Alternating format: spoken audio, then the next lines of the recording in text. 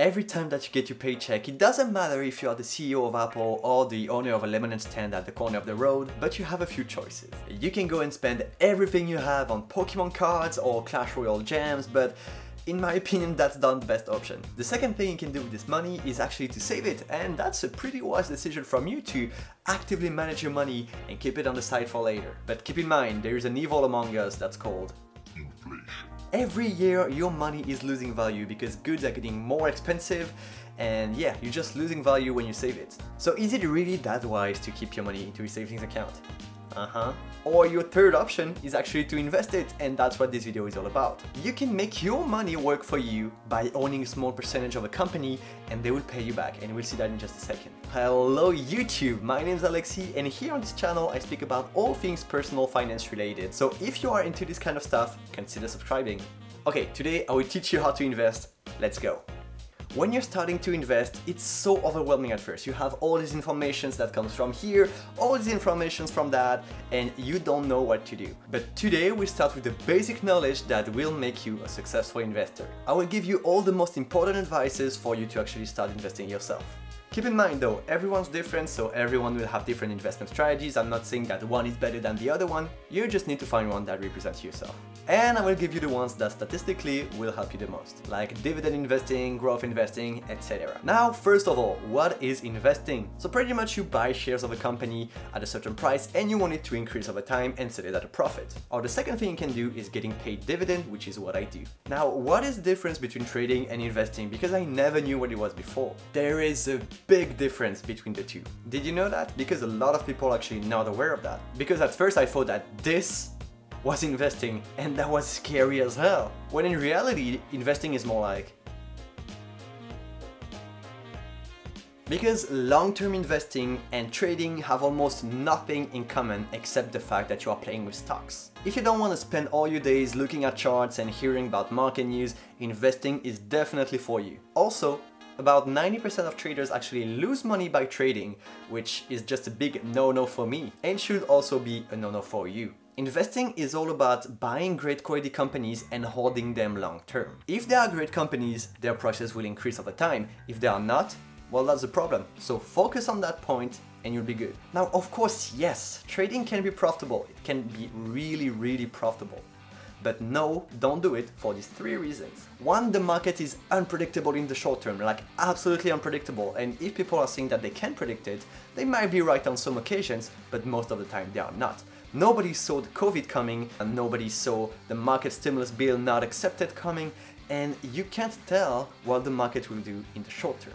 And also, as I said, you have 90% chances of failure, so just don't try it, stay away. And the last thing is fees. If you use a CFD account for trading on whatever platform you want, you'll always have to pay fees, and over a long period of time, you can actually lose more money even if your trades are profitable. Okay, now it's out of the way, we speak only about investing here. Now, a lot of the time, new people at investing are scared of crashes. So should you be afraid of crashes? Well, first of all, know that there has always been crashes in the market and there will always be. So this has to be really clear in your mind when you start investing. Don't expect the market to only go up, because it will never only go up.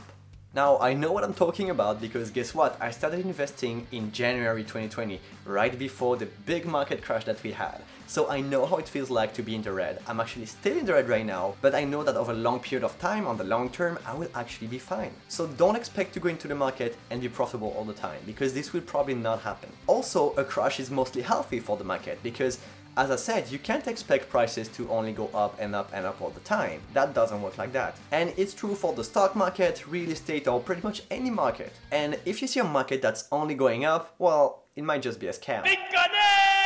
Also, know that crashes are your best friends. What? How could a crash be my best friend? Shut up and listen. When everything is red, it means that all the prices are lower, it means that everything is discounted.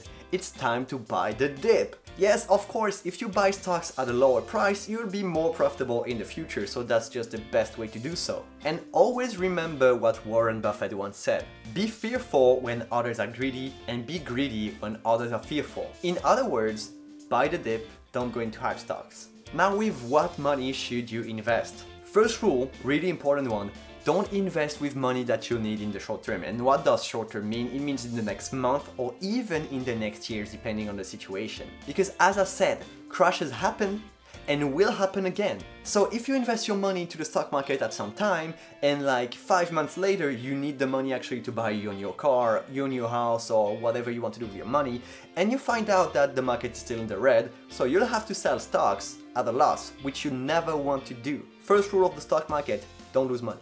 Always invest money that you know you will not need in the future and you are fine to start investing.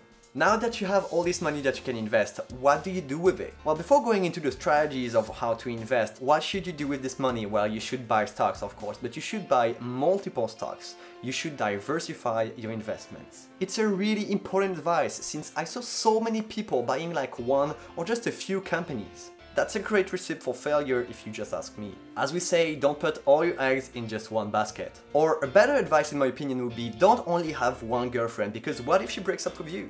Maybe that's not the best example now that I think about it, but it kind of represents what I'm trying to say. No, but really, you should absolutely focus on buying and holding multiple companies, because if one of them crashes, well, your portfolio will be hit way less than if you just held just one company, which is obvious now that I think about it. It also depends on your risk management, but I can tell you that most people aim for 20 or plus stocks to hold. Now, listen carefully, this is one of the best advice. If you want to start a position into the market and you don't know what company to buy and you also want to diversify, you can buy what's called an index fund. An index fund is a regroupment of many stocks into just one basket that you can buy at once. Let's take for example the S&P 500, which regroups the 500 most performing public traded companies in the USA. So it means that just by buying once the S&P 500, you are actually buying a small percentage of 500 of the best performing companies in the USA. So that's the amazing thing about index funds, is that you can just buy everything at once. So if you are really not sure about buying individual companies, just buy index funds and you'll be fine. Now, next advice, don't judge a stock by its cover. I mean its price. Of course, it might be common sense to a lot of people, but it's not actually for everyone. Because as beginners, most people think that a stock price can be compared between different companies even if they are not in the same sector, which is false. You can't compare prices and take conclusions from that. Let's say for example Amazon, which is like $3,100, and you compare it to Apple, which is $113 at the moment when I'm recording this video. So does it mean that Amazon is 30 times bigger than Apple, or does it mean that Apple has a lot more ways to grow the business in the future? Well, absolutely no, you can't compare stocks like that. Prices are independent for every company, so don't be fooled by this trap. Also now, with most investment apps, you have what's called fractional shares. So you can buy shares of companies for just a fraction of the price. You can buy for $100 worth of Apple and $100 worth of Amazon, even though you're not owning the same percentages of a real share. If the stock price goes up 10% of Apple and 10% in Amazon, well, you are gaining the same money. Next, when you are choosing your investment apps, what's called a broker, you should know everything about it. Every single fees, every single commission, everything. You don't want to buy a share and then later find out that you paid a fee on it that you didn't want to pay for. You also don't want to pay inactivity fees if you are a long-term investor, or you don't want to pay your withdrawal fees, for example, when you are selling the stocks. So choose really carefully your investment apps when you are starting out. By the way, on this channel, I made a few videos about the best brokerages app for depending on where you live, so you can go and check it out. It will be in the description down below. Okay. Now let's go into the real stuff. Dividend investing, what is it? There we are. Since I told you about long-term investing, now let's talk a bit more specifically about dividends. First of all, what is a dividend? It's a payment from a company. Just that. They're just paying you for holding their share. So even though you're not selling the stock, you are getting paid to hold it, which is amazing. And what is interesting about companies paying dividend is that most of the time those companies are really established, right? They're here for a really long time, so they have a lot of profits and they are distributing these profits to shareholders. So when you have a new company that's not profitable yet, you don't want to pay dividend because you'll have to take debt to pay them, which is not great at all. So most of the time, these company paying dividends are already, as I said, established and safe to invest into them. And now, when a company pays a dividend, let's say 4% per year, it means that even if the stock is stagnating, right, it's not moving up or down, you'll still get 4% back of your investment. So you are getting paid to literally do nothing, which is awesome, right? This is the most passive way of earning money. Also now imagine this thing, you get paid a dividend and you reinvest this dividend into the company that paid you in the first place or into another company that also pays dividend. What it means is that you'll start seeing a compounding effect. It means that every time you get paid, you'll be paid more since you reinvested more into the company, and that's a circle that is exponential. So at the time you start having insane amount of dividend payments over time. Isn't that great? You get paid to hold an investment, you can reinvest into the company to get paid even more, and some people actually are living off dividend. They invested so much into the market that right now they don't even have to work anymore. They're getting constantly paid these dividends and they live off of that. That's called financial freedom, and that's amazing. Also, dividend can be increased over time. So if a company is more profitable each year, they can say, okay, this time we're paying 7% more of a dividend. And over time, this is also a compounding effect. They're paying 7% more, 7% more, 7% more, and you're earning more and more money every time. Okay, so I think you figured it out. I like dividends, you should like them too. So what's the plan when you start out? You should have your strategy figured out before you start investing, because that's a mistake I made, right? I started investing before knowing exactly what I wanted. You should know if you're going to focus on dividend, what allocation of your portfolio you're going to allocate to which sector or which company, right? So you should ask yourself these questions before starting out. That's really important. You don't want to be frustrated later on when you have to sell stocks to buy new ones. Now, next thing, you should never listen to the news, because the news will always be here saying crazy stuff, almost always negative, even if the market is doing great, and they want you to click on the articles for them to make money, right? So don't listen to the news. They will try to make you do stupid stuff while they are making money on your back. And now think about it, even if a market crash is coming up, will it change anything if you know it 2 days before? Since you are a long-term investor, you are not supposed to sell your stocks every time you see that a correction might be happening. You are supposed to hold your stocks for 20-25 years. So even if there is a correction, you're not supposed to sell. So why even bother? Now listen to this. If you have a really bad news, does it change anything to the companies you invested in? Like, we recently saw in the last 2 weeks that Trump got hailed because of the new illness, and the stock market crashed a little bit. Why? Does it change anything to the Apple stock that you're owning? No, so don't bother by the news. Also, next thing, you don't want to time the market. What does it mean? You don't want to wait for a crash to start. You don't want to be like, I don't want to start now because the market is too high. Because as I said, there will always be market crashes that happen. So if you start now or start in 2 weeks, that doesn't change anything. You're even losing money by doing that. And a lot of people are like, I'm gonna wait till the next market crash to start investing. But then what happens is that when the market starts crashing, right? They saw it going down and they're like, I'm gonna wait, I'm gonna wait, I'm gonna wait. And then it starts going back up and they're like, oh, I missed out on that.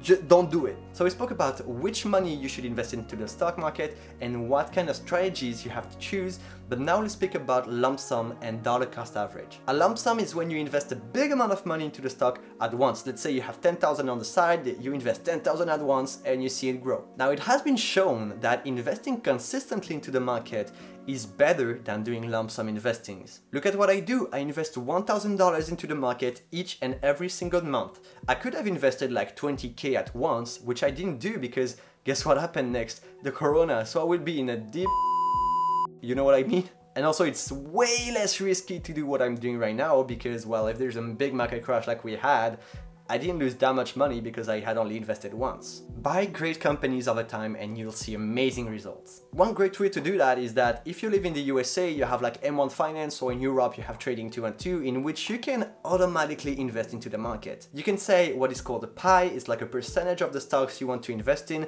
You say, I give $100 every month into it, and they will automatically invest these $100 into the companies you chose. So you can just set a pie for the S&P 500 and have payments that automatically do it each month without you even looking at it. It's actually one of the greatest ways to invest passively. So if you don't want to even manage your funds or stuff like this, you can just set a pie and see you in the future, I guess. Great thing also, it will automatically reinvest the dividends if you choose so that's also super great. Okay, now that you know all that, you can go and watch this video about how to invest your first $1,000 into the market, or this one if you're interested too. Don't forget to subscribe to the channel, and I'll see you guys next week.